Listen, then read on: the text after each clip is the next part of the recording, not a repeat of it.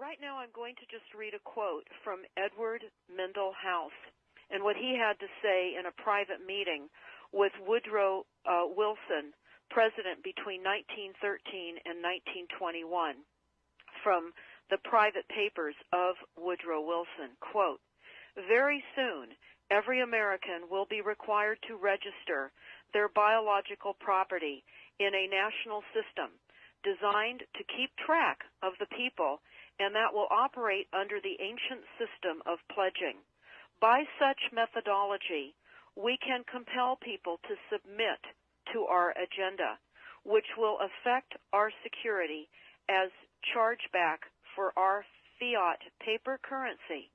Every American will be forced to register or suffer not being able to work and earn a living. They will be our chattel, and we will hold the security interest over them forever by operation of law merchant under the scheme of secured transactions. Americans, by unknowingly or unwittingly delivered the bills of lading to us, will be rendered bankrupt and insolvent, forever to remain economic slaves through taxation secured by their pledges.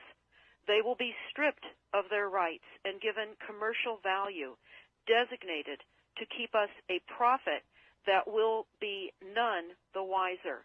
For not one man in a million could ever figure out our plans, and if by accident one or two would figure it out, we have in our arsenal plausible deniability. After all, this is the only logical way to fund government, by floating liens and debt to the registrants in the form of benefits and pledges. This will inevitably reap us huge profits beyond our wildest of expectations and leave every American a contributor to this fraud, which we will call social insurance. Without realizing it, every American will insure us for any loss we may incur, and in this manner, every American will unknowingly be our servant, however begrudgingly.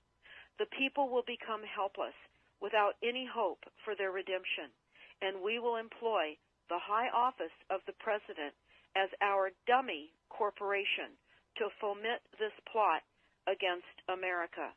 Having established plausible deniability, even if people become enlightened that they had a remedy and pursued it, the attorneys, judges, and legislators could claim that they did not understand the people's claims, especially if the technical requirements for achieving it were not followed pursuant to statutory requirements, requiring the public schools to teach civics, government, and history classes out of federally approved, politically correct textbooks written by the publishing houses owned by the owners of the Federal Reserve would assure that the people would not discover the remedy for a long time, if ever.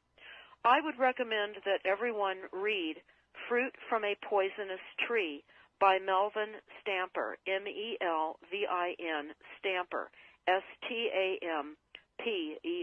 That is Fruit from a Poisonous Tree. This is out of Chapter 2 of Fruit from a Poisonous Tree.